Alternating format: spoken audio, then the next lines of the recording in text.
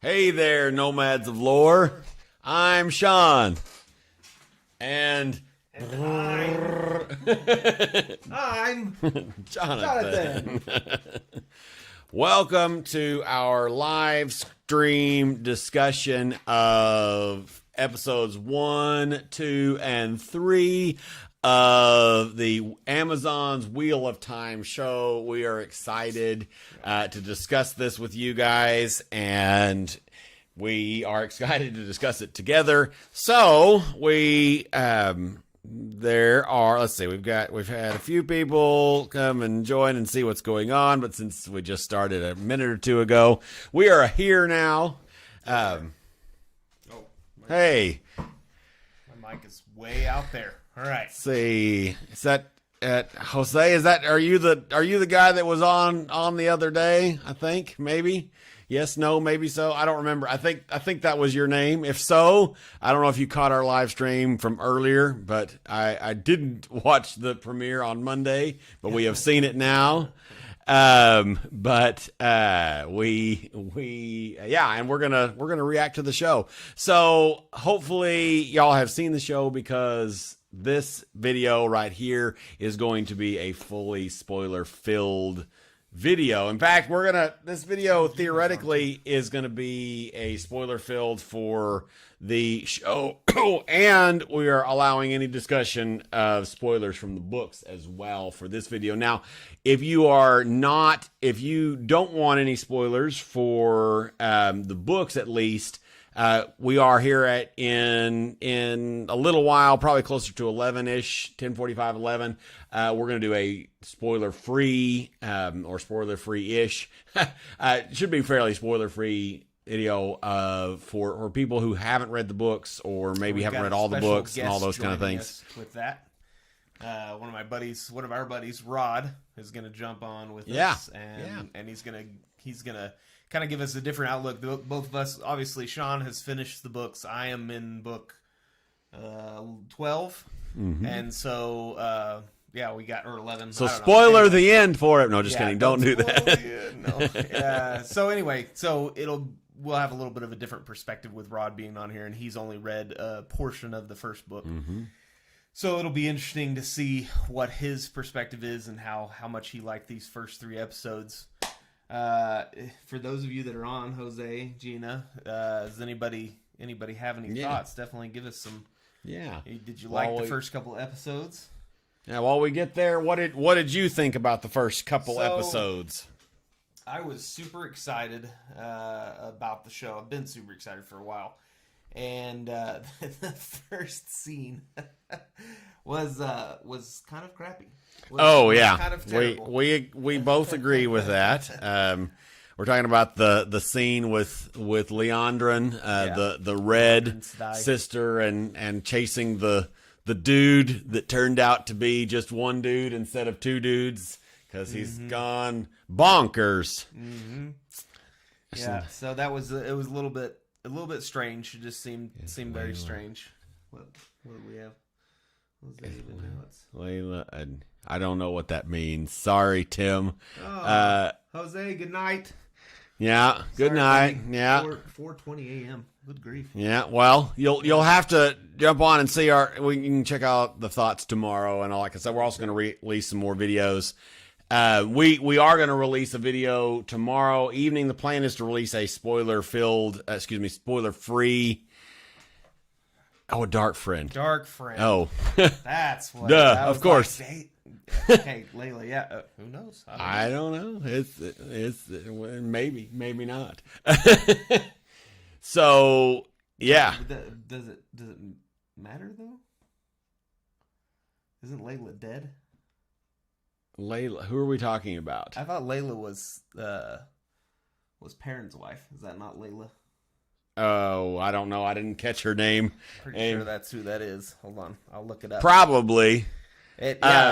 She might have been. I don't know. Yeah. So while we're on the topic of Perrin, moving straight along. Yeah. So we didn't like the beginning part that much. It felt really clunky.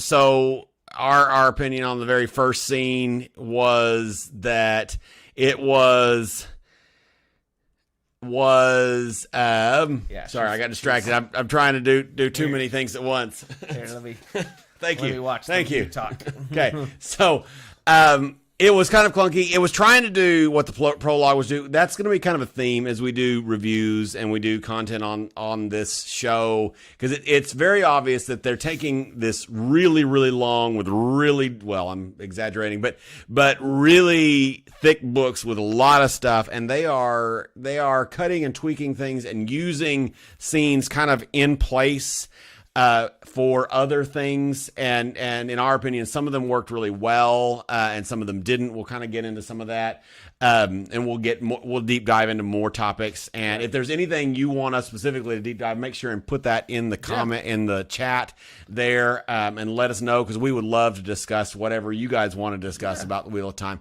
But this particular one, I think it was trying to do with the prologue. It was trying to basically say, okay, a male channelers, they didn't use that word at that point. I don't think they didn't use that word for a long time. In fact, the first person I think that uses that word is Perrin, which was really awkward, but that's in like episode 3, so we'll discuss that later.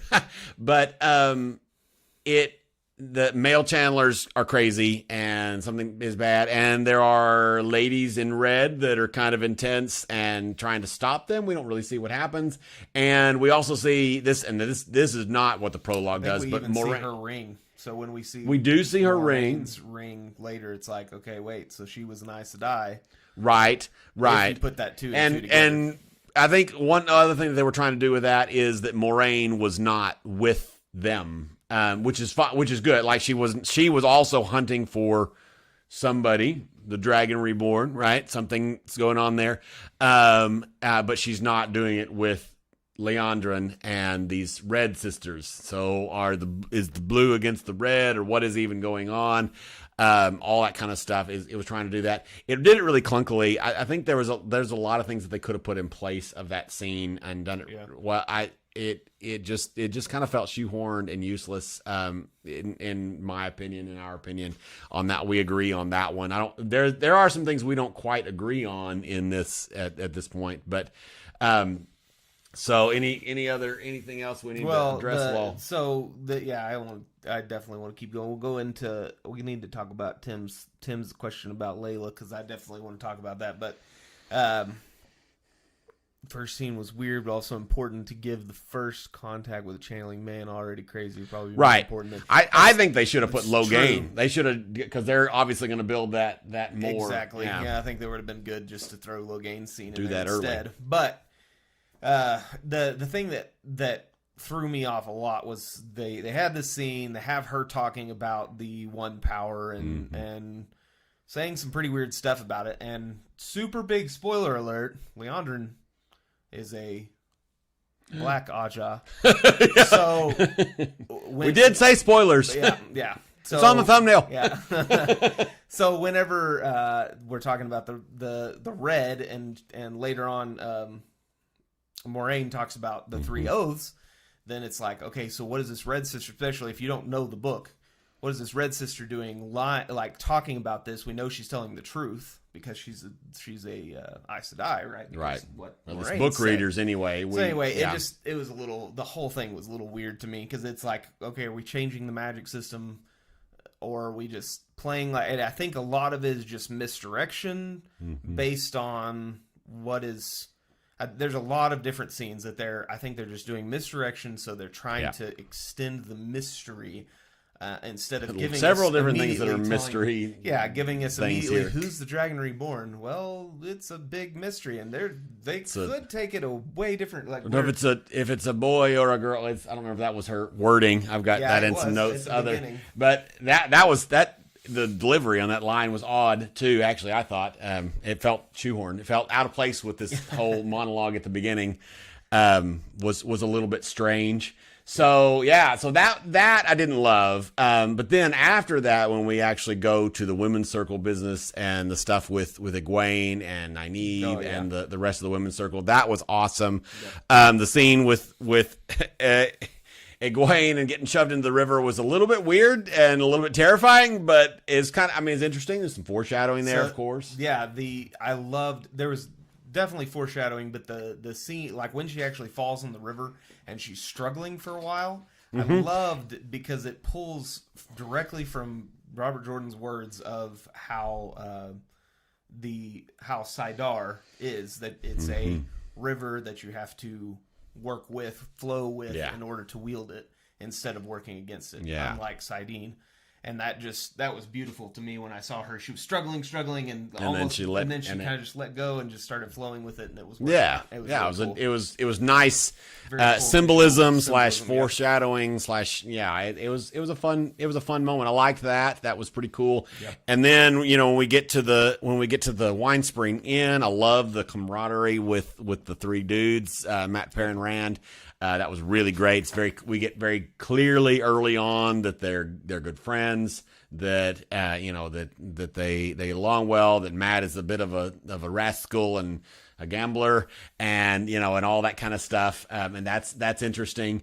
So that was fun. That was really nice. We get the Shire-esque vibes, and we get several of those moments, which is important because we all know probably. Go ahead. The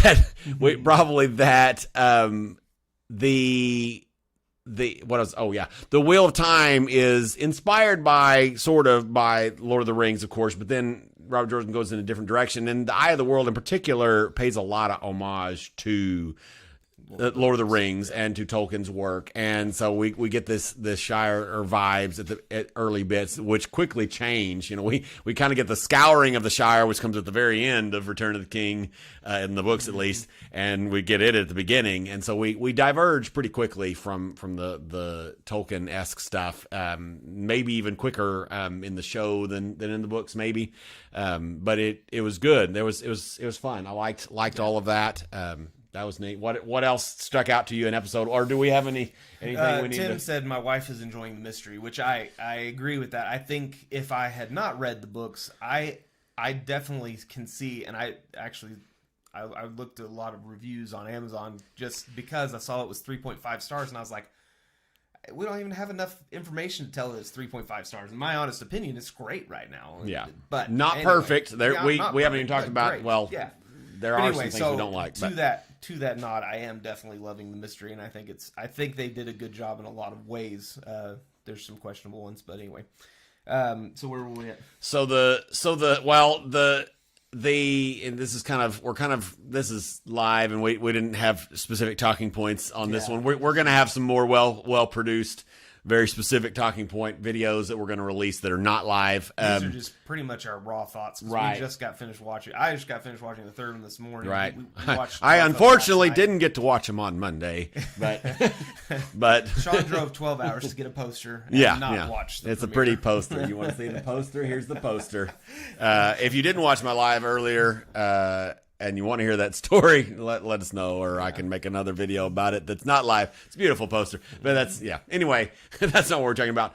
So the elephant in the room, a little bit in my mind with right now, is the bringing Egwene into the tripod, of people, she's a Taviran and might be the Dragon Reborn and this stuff. That's kind of the elephant in the room right now, for book readers, and because it's clearly a divergence from the book. The fear is, and the scary thing, and we can discuss, whether we believe this is likely to be true or not. The fear is are they going to divert? Are they going to jump off a cliff with this diverging from the book and make Egwene the Dragon Reborn? My gut instinct that don't know, the Dragon Reborn is Rand. Yeah. This is spoiler filled, by the way, in case you haven't read the title and all the things. And sorry, I hope I didn't spoil it for you. Yeah, yes. And in the books, we know that fairly early. What I think is happening, I hope this is what they're doing, because I think it really works, which we can talk about some more in a minute. What I think they're doing is they're building up this, and they're extending this mystery, and they're kind of it almost seems like they are kind of wanting the audience to think Egwene is the dragon. Yeah. Which, if they're gonna pick, if they're gonna put her in that group, and they're gonna pick somebody, I mean, she's the most competent of the four, so this makes sense.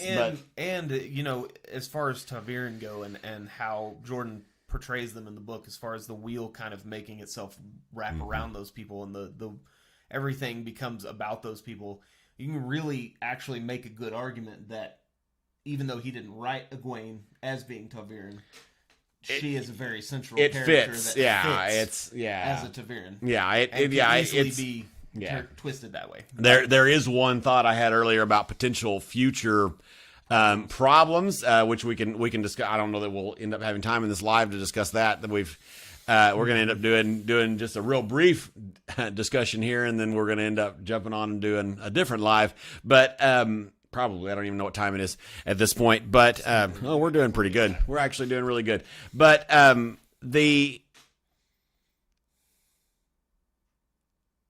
broke for a second. Her being tough, I think that can work. And as long as they just use this as like a twist, and I think that can work. I think that can be good. I don't think it's universe breaking.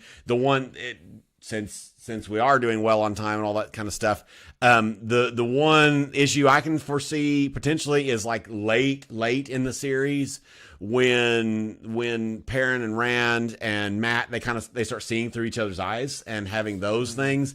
I could see that if they try to keep that, I could see that being a hurdle they would have to figure out how to deal with if she's going to be in on that weird.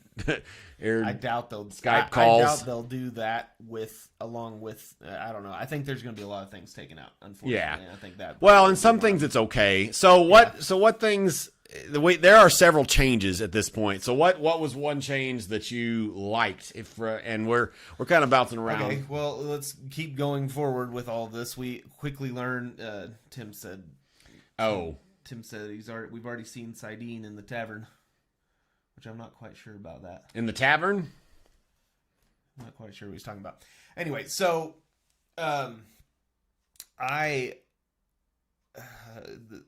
sorry. Elaborate, Tim, and he can get his words continued. Yeah. So the one of the scenes that very soon after you find out that Perrin is married. Yes. And which was wait, what? For book readers. For the book readers. However, and a lot of people don't like. I read some comments on reviews and stuff. People not liking that and whatever. And my question. Well, it's kind of a trope. It's fridging a woman, right? Yeah. You basically killing a woman off early in order to develop, and so that is a trope. But it works so well. I think this was a well-done version. This is a great segue out of this is to talk about how well the actors portrayed their characters. There's so much good acting going on, and I don't know if they all read the books or what, but I mean, I know Joshua did for sure. Rand actor is plays on Rand. point. Perrin is on point. Matt, there's lots of big changes with Matt too. His backstory and things. Backstory and all kinds of stuff. His character portrayal is so much better than it is in the books because you don't get anything. Well, and we get but it's not really a change. It's just we get a lot of the things that we find out later. We get them earlier. Yeah, it's true. Yeah. It's true. But like his mom and dad, all that all these different things. And anyway, his acting, Nynaeve and Egwene, both of them are phenomenal. The way. Let's see. What's Tim say? You can keep going. This point is good. Yeah, I think the way that Tom Maryland. We can talk about it later. The way Tom Maryland was a little bit later introduced. The timing was fine. I think I'm okay with now. It's taken me a little bit more to be okay with it. There's just a little bit of weirdness as far as he was very fatherly figure towards the boys. Yes. Wanting to make sure that they're okay, especially being with. And the first thing we see him do after singing is steal money. Exactly. from Matt. Exactly. And that was the problem I had. Now, after I rewatched episode 1, 2, and 3 this afternoon as well. And so anyway, after seeing it again, I really think that he has done a phenomenal job with his character. And once you get past there's potential there, I think. Yes. And we do see that fathering with Matt. I liked that scene a lot with the Aiel. That was a really well done scene. It was also even Rand's father, Tam. Great acting in that Yes. small role. Mm-hmm. Yeah. On Tim's, you're probably that. I didn't even think about him breaking down the door. You're probably 110% right. Oh. I like that I thought. thought about it for an instant when it happened, but then I just kind of was like, oh, he's just a strong man. Yeah. No, he's a sheep herder. Dang it! Exactly right. You're probably exactly right. Yeah. No, and I actually, Dana is a side character, and I freaking loved her. Yeah, that was a really, really good introduction to Dark Friends. Yep. I loved it. It was really well done, and book accurate as to how we see not that specific character, but there are multiple characters that kind of scenario happens where it's like, oh, this is a nice person, then oh, dang it. How do you feel about the introduction of the White Cloaks? So the White Cloaks, that was a big change, right? Because we didn't get all the Barrelon stuff.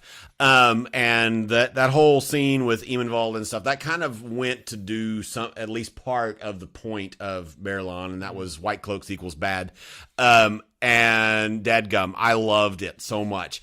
There was some really overt things like, dang, the White Cloaks are scary. They are intense. They are horrifically bad, especially this guy. And then we also get some subtle stuff between Valda, and I think it was Bordenhold, maybe. I don't know. I need to look at the other guy. The leader guy. And we get this interesting subtle play of, okay, you're in charge, but we introduced to the questioners, and we get this subtle of okay, he's in charge, but he's on his own and is in charge of his own thing, and is more in charge, and he's a scary dude burning this lady at the stake and I loved the addition of it's graphic and it's horrific, but him taking off of her chopped off hands, which I assume was so that she couldn't do weaves, I think is the theory there. Is what I figure.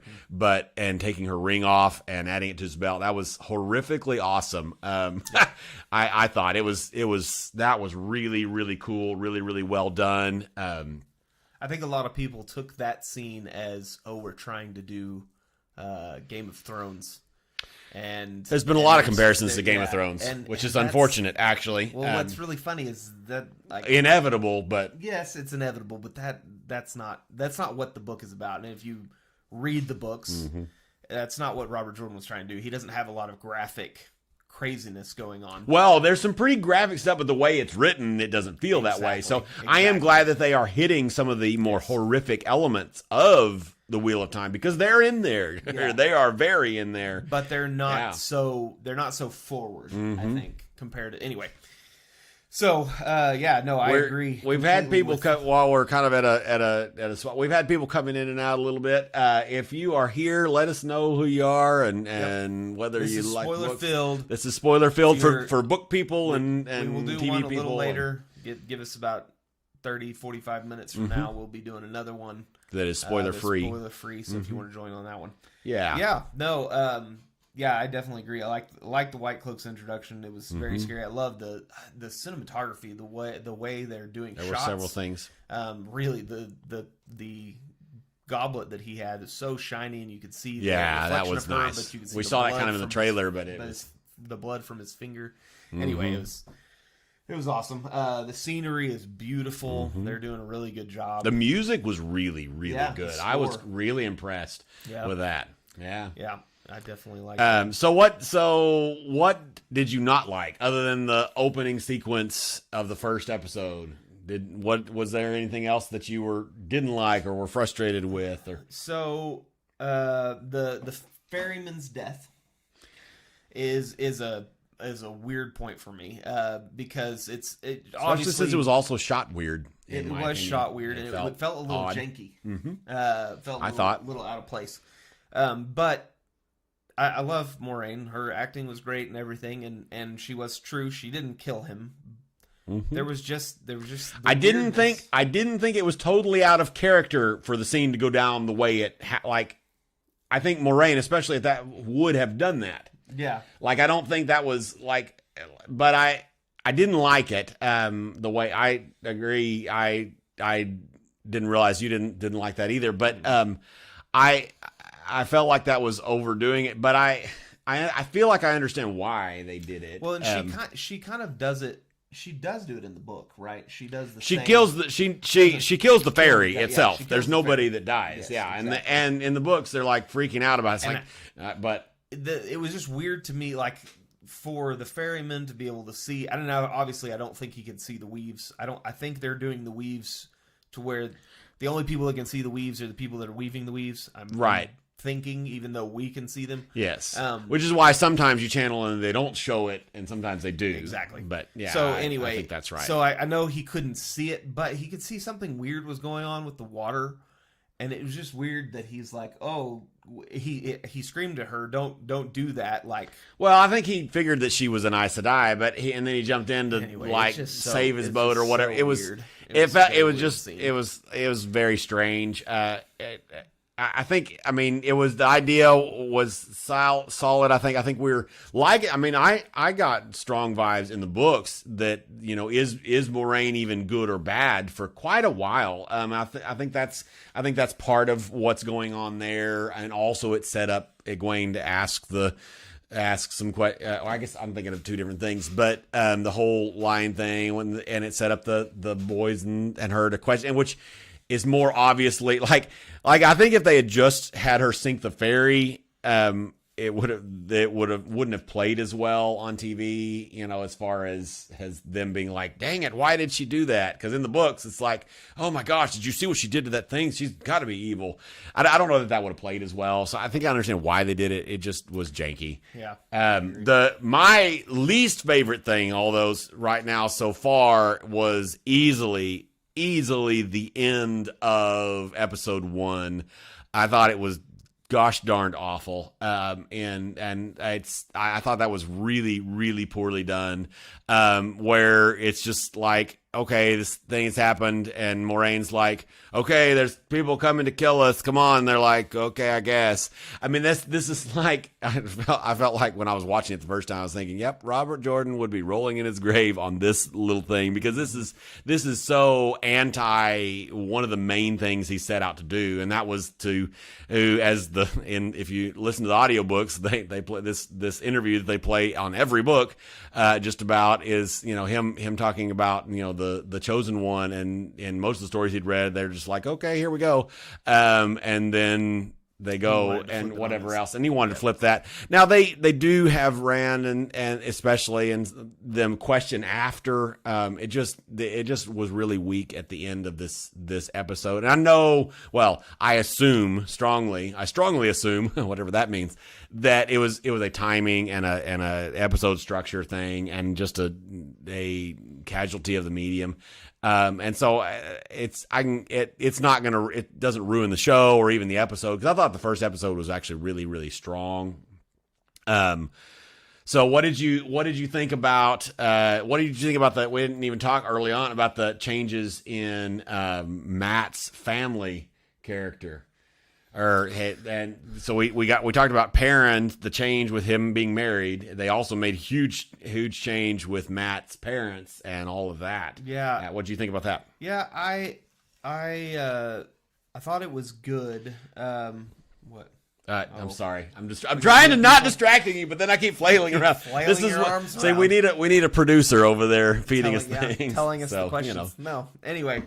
Yeah, no, I enjoyed Matt all around pretty much, even with the changes. The mom was kind of cliche to me, and the fact that the mom and dad, like, he comes in there, where are the girls, and they're like, I don't know, oh no, and they don't do anything, they don't run outside, and it's like the terrible parents that they are. And I know they were doing that in order to show that he was the one that cared, and kind of give him. Yes, but then that he does care about his. Yeah, but then when he goes out, he cares a lot less about, like, his interaction with Rand in the I don't remember what the town is called that we were just talking about with where we meet Tom Maryland, but his interaction with Rand, he doesn't seem to, he does care, but it's like so shallow almost at that point.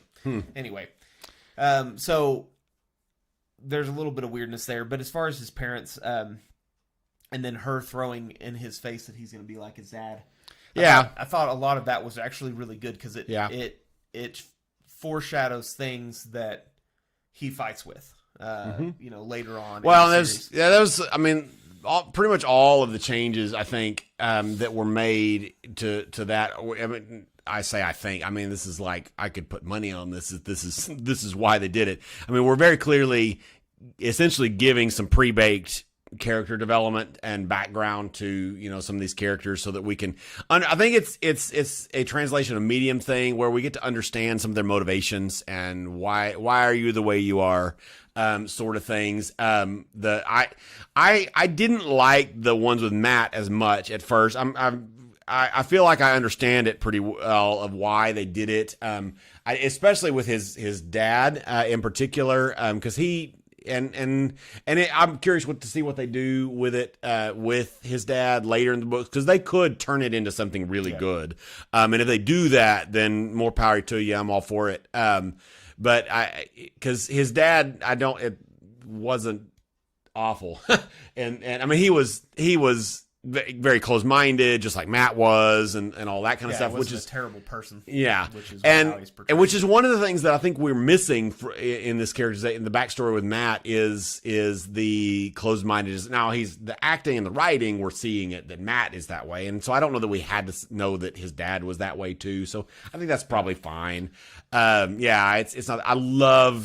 We already talked about Perrin. I love that change. I think it really, really works. And and the reason why I love it is because it gives a reason for new audience members and people for Perrin to be brooding and quiet and his acting to be subtle. It gives all of that a justification and a reason. I think if we didn't have that, then it would probably be off-putting and really confusing. And why is this guy even here?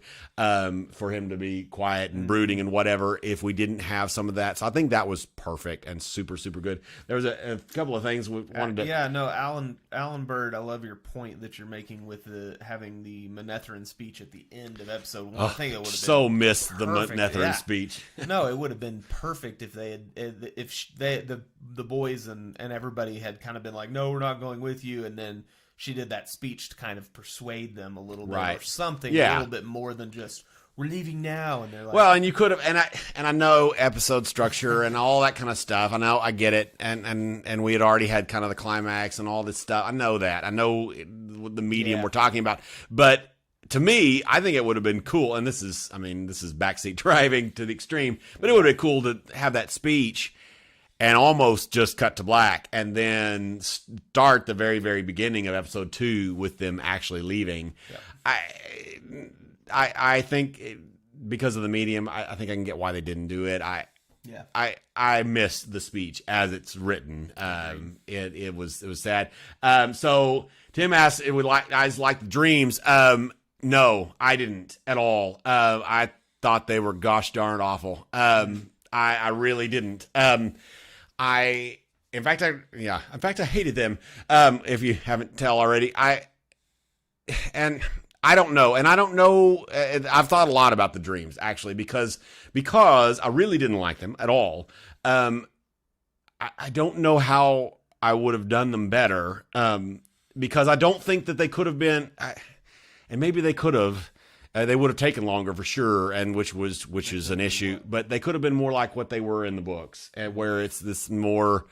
The dreams are jump scare bogeyman stuff. And that's it. Period. In the story, and that I didn't like it. I didn't like the portrayal of Ishamael of the Dark One.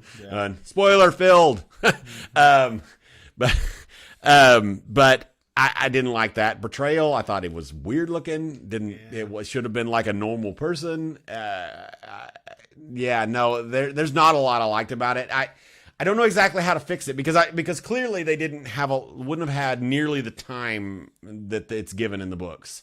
But Balsamon speaking. Yeah, Ballz. it would have been. Yeah, those dreams are so awesome. Yeah, his taunting of them and throwing shade on the Aes Sedai, and there's so much there that is so good that is missing. And I because I remember that there's a lot of the one thing that is missing that I think the dreams helped with is that the boys were so not trusting of Moraine. Yeah, and it was one more thing. Yeah, it was just an additional thing. Not just the not trust right now feels very forced because the only thing that they don't really trust her about is because she's not giving them answers, and that's a fine reason. But at the same time, well, and she's Aes Sedai. She's not giving them answers. She's Aes Sedai, but at the same time, she saved their lives. So it's like, but when you have this weird dream stuff where people are telling you that she, where you're being told bad things about her, and it also sets up connections with the Dark One and things, and Rand's, especially Rand in particular. There's a lot of one of the reasons probably that they didn't do it, well, I already said is time. That's almost certainly one of the reasons, and it's also probably because of how heavily they're leaning into this mystery of who is the Dragon Reborn, and all of that stuff, but. Yeah, it does absolutely. Whatever your name Dark is, One Alan. It does highlight that the Dark One doesn't even know who the dragon, and they could have used that as a part of this mystery thing for sure. Yep. I feel like the main reason it was cut to what it was time. Ultimately, and that's about the only justification I can give. I didn't like it personally. I felt like it was very almost. I don't want to. It's like pulled from every fantasy dream-esque thing of like dark Lord of the fantasy, Rings, horror, horror, just a scary guy with smoldering eyes looking at you, weird coming at you, face. It shouldn't that's the thing that irritates me the most, honestly, about it is he's just like a monster boogeyman and that's not remotely like, what are they going to do with that? They're just trying to make you scared of him. Well, second question, did you like the show?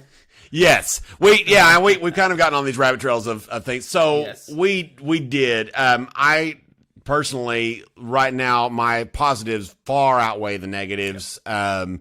So far, it's really, I like a lot of it. Some of the changes I think we already talked about the White Cloaks change, being super, super cool, and super interesting.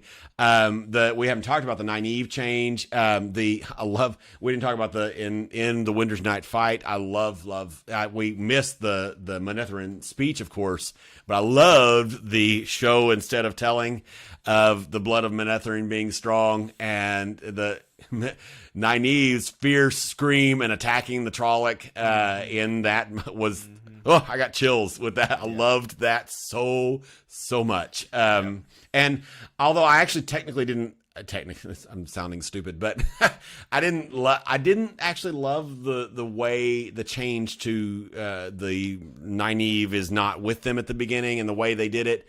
But I really want to, because I really like the showcasing of her kick-buttedness and stubbornness and fight till and cleverness. I love the fact that they kept the her walking up behind Lan. Oh yes, that was wonderful. I love the subtle sparks now. Yes. And that scene, for those of you that read the books, is like so beautiful. Like there's so much tension between the two of them. It's not even funny.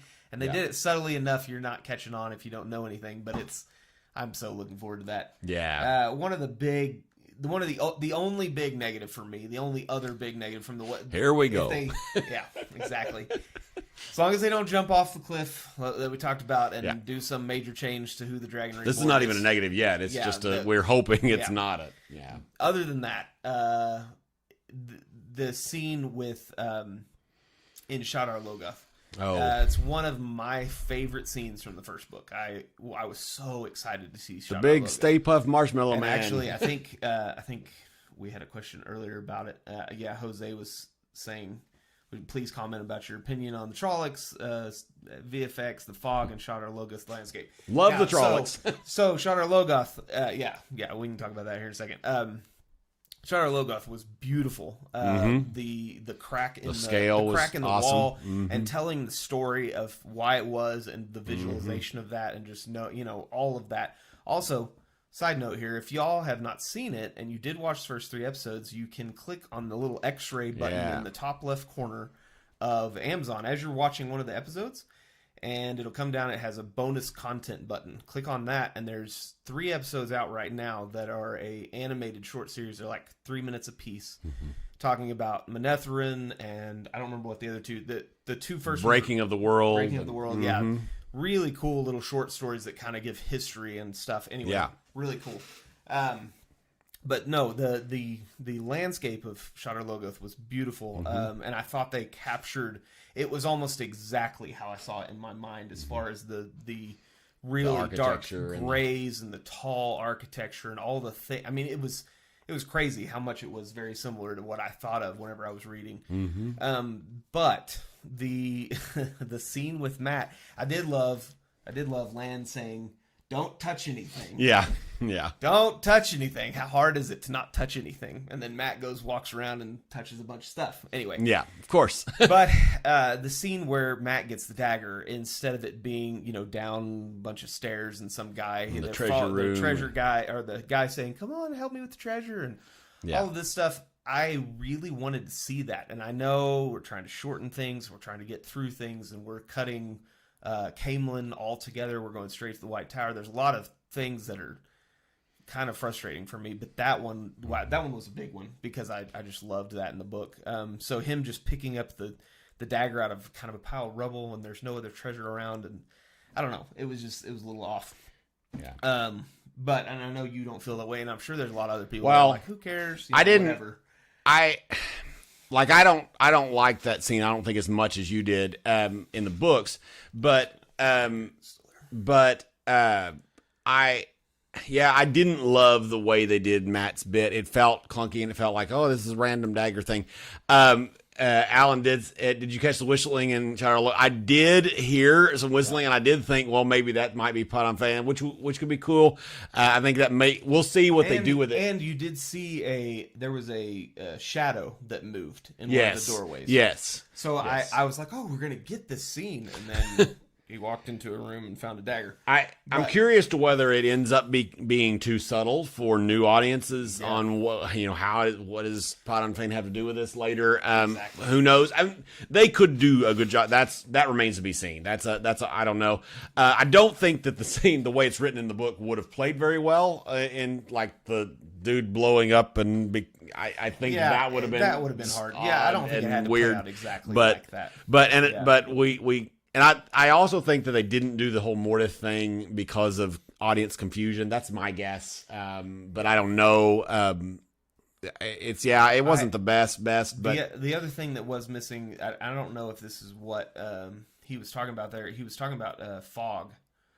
Jose was talking about fog. And I'm not sure if he's talking about the fog in Shadar Logoth, or the missing fog at the ferry. Fog at the ferry. Those are both two different things. The fog of Shadar Logoth, I thought, was pretty well done. The black, it was kind of hard to see. The scenes were really dark. It may have been my TV. I like the choice to have the horse get eaten, because they clearly didn't do the Trollocs coming through and whatever, which I think made sense, and I liked that, to see that visualization, to see what's going on. Holy crap, we better move. Yes, dead. But as far as Shadow was waiting. Yeah.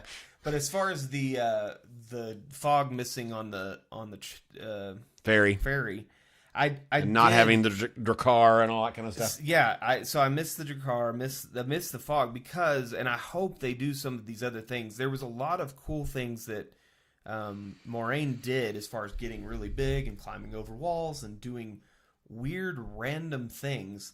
And I know that visually that's going to look kind of weird, this giant wonky. Yeah, I don't think that would have played well. Exactly. Yeah, but I'm not 100% sure that scene played well in the book. In my opinion, I agree. But the fog was just another example of her power. Like they've only really done her fireball thing and some killing stuff, and then she heated the hot tub with Lan. And there's been a few little things, but I would like to see them expand that power, because we got to see that was the few little tidbits of what we did see some pretty moraine kick butt all out in Winter's Night, which I thought was In fact, I was honestly surprised that they showed that level of power that early. Actually, her pulling the building down behind her. The building down and the lightning and I mean, it was pretty incredible. I'm glad that the Mashadar didn't look like the shadow monster in Lost either. For lots of reasons. So the Shadow Logoth, I'm surprised that you didn't mention like the length of it. I figured you would have wanted it to be longer. I was honestly surprised that they didn't spend more time with it. Honestly, I'm kind of glad they didn't. I mean, I think Shadow Logoth is the history of it is super fascinating. It's a super fascinating place and super important later in the series, of course. Exactly.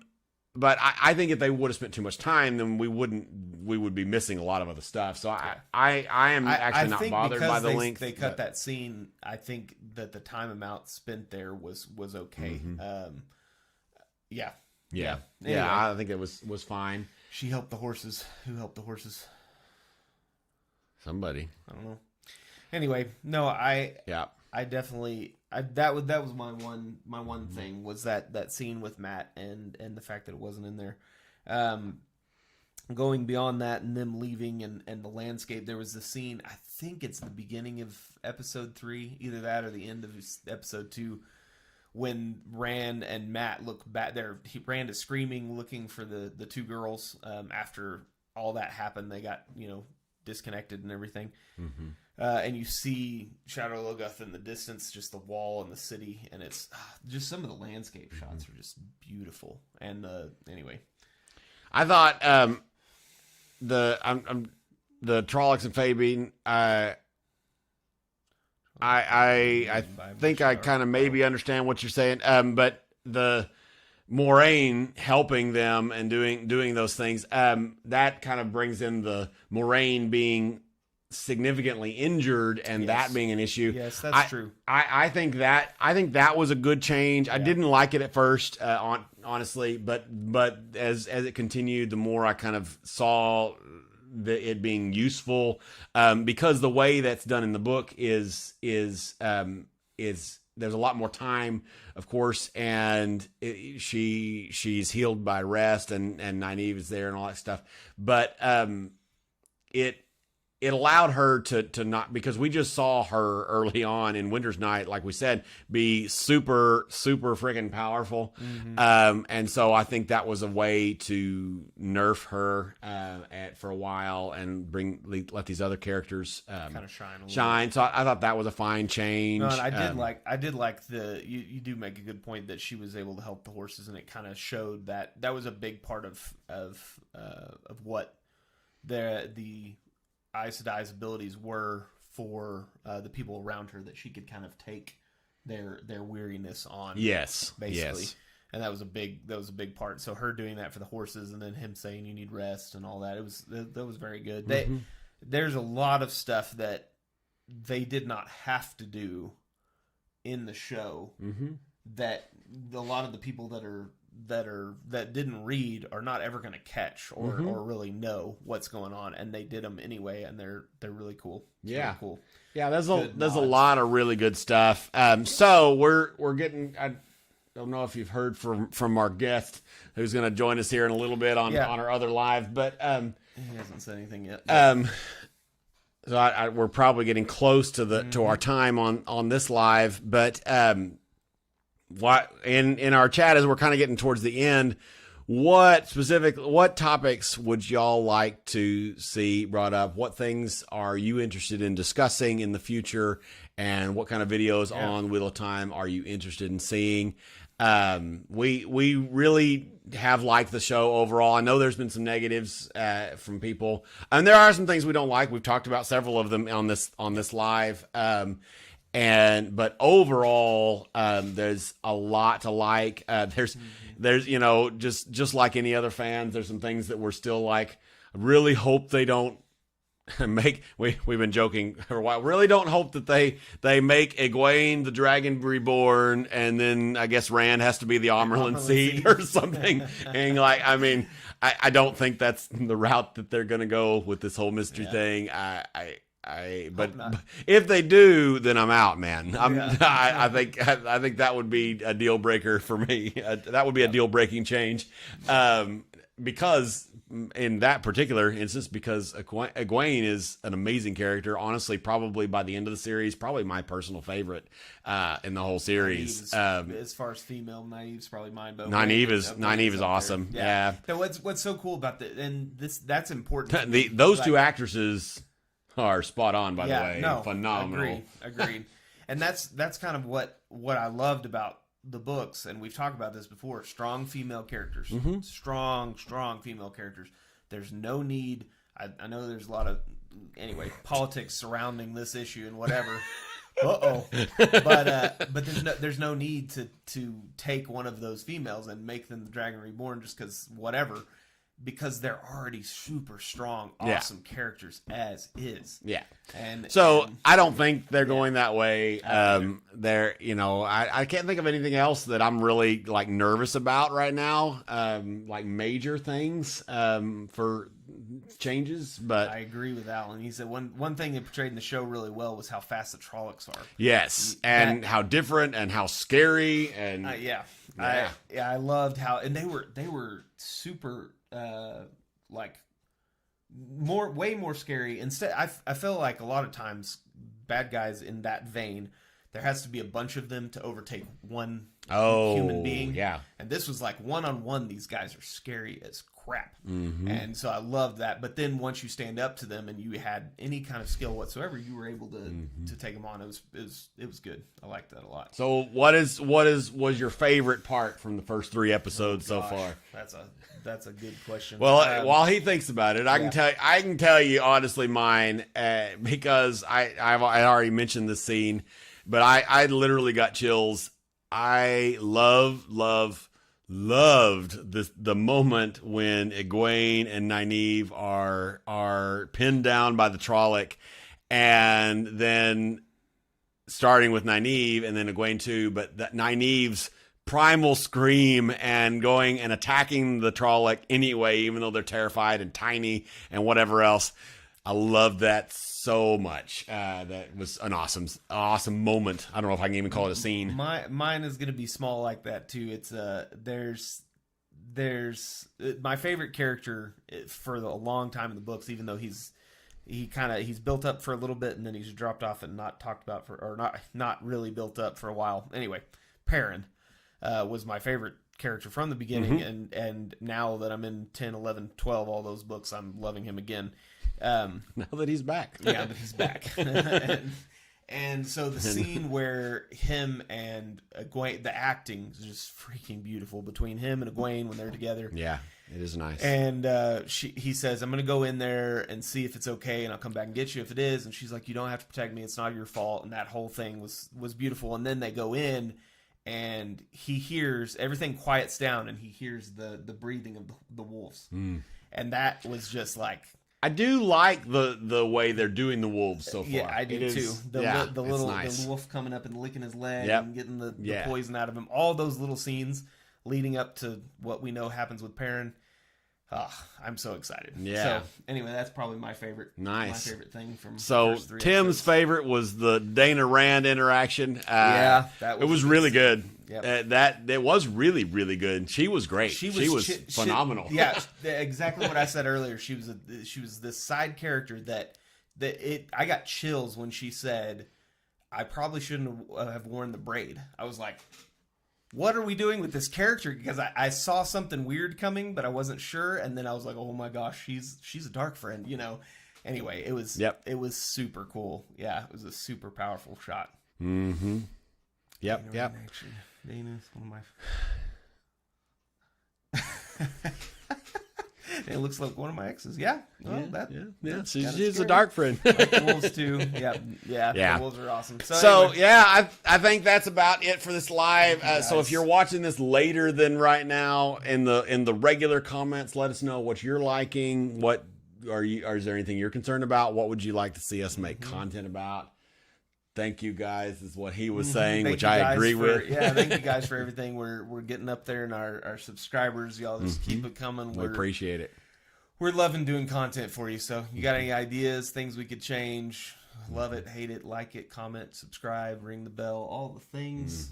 And we'll see y'all later. Bye-bye. Got to go over here and end the stream. Awkwardly end the stream.